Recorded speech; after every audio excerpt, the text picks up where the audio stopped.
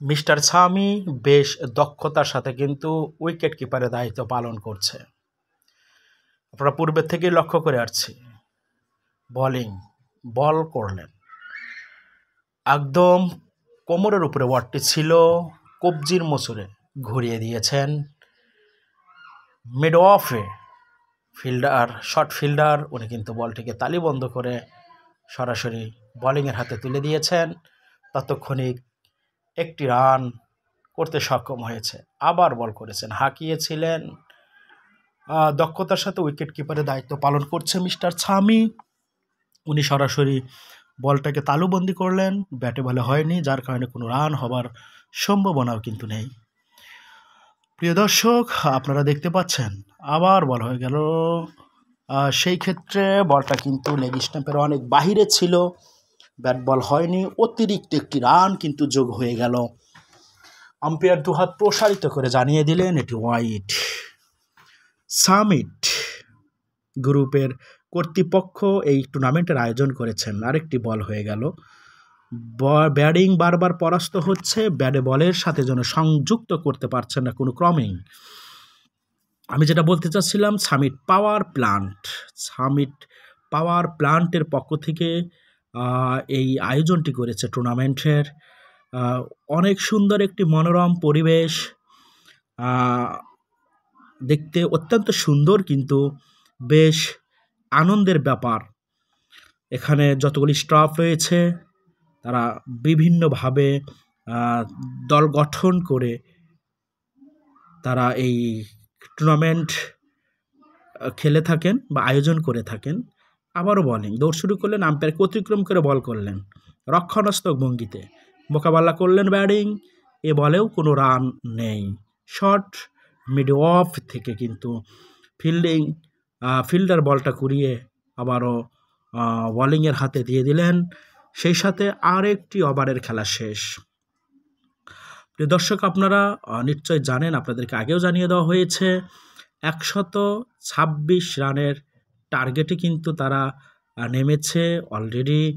আমরা স্কোর আপনাদেরকে দেখাতে পারছি না, তবে যথেষ্ট এগিয়ে রয়েছে। কিন্তু হাঁকিয়েছেন মিড অফ দিয়ে, একদম বিপজ্জনক খবর কথা ছিল, কিন্তু তা হয়নি।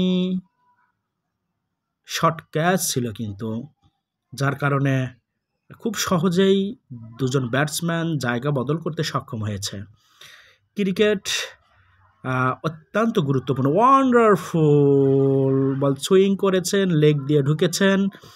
উইকেট কিপার মোহাম্মদ সামি উনি কিন্তু দক্ষতার সাথে তার পারফরমেন্স শো করে যাচ্ছেন। কেন তার থেকে একটি বলও যেন বের হবার কোনো সুযোগ সে দিচ্ছে না।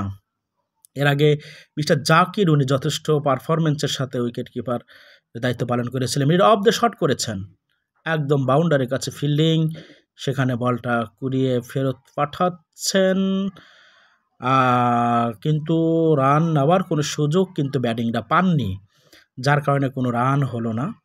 একদম জয়ের পাল্লা যেন এগিয়ে আসছে ধীরে ধীরে। সামিট গ্রুপের পক্ষ থেকে যে এই টুর্নামেন্টের আয়োজন করা হয়েছে, এর জন্য সামিট গ্রুপকে অসংখ্য ধন্যবাদ জানাচ্ছি। কারণ দর্শকরা ক্রিকেট খেলছে, ক্রিকেট খেলা দেখছে, প্লেয়াররা খেলছে, যথেষ্ট ভালোও কিন্তু লাগছে। ওয়ান্ডারফুল একটি টাইম কিন্তু পাস হচ্ছে, একদম সন্ধ্যার পূর্ব মুহূর্তে।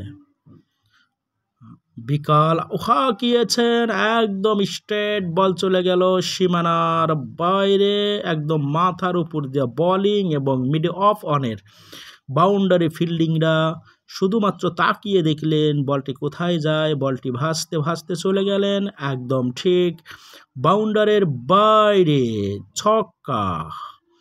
আবারও বোলিং, দৌড় শুরু করলেন, আম্পায়ারকে অতিক্রম করলেন, বল করলেন, আবারও হাঁকিয়েছেন, বল চলে যাচ্ছে একদম মিড অফ দিয়ে সীমানার বাইরে। পর দুটি সিক্স কিন্তু দর্শক লক্ষ্য করলো, উপভোগ করলো।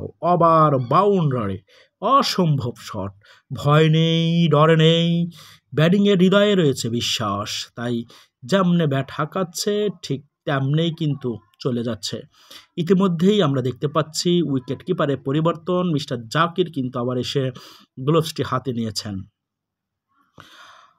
জাকির উইকেট কিপার থেকে বোলিংয়ে গিয়েছিলেন, ওখান থেকে এসে আবার গ্লাভসটি হাতে নিয়েছেন দক্ষতার সাথে। উনি উইকেট কিপারে দায়িত্ব পালন করে থাকেন।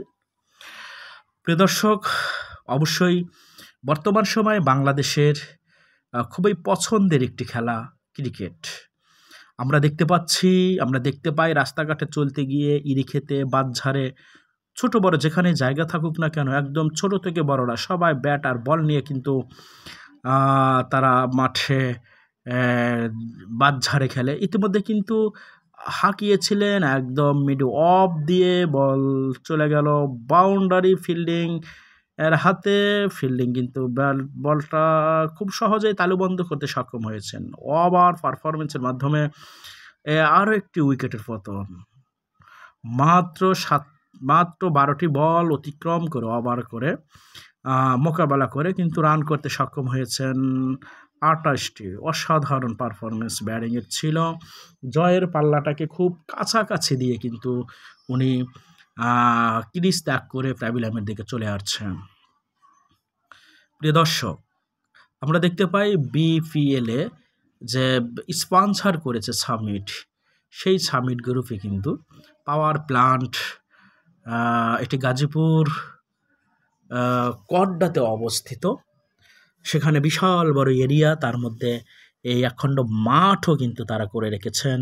যারা এমপ্লয়ার যারা সেখানে রয়েছে তারা অবসর সময়টুকুন খেলাধুলার মাধ্যমে পাস করে থাকেন।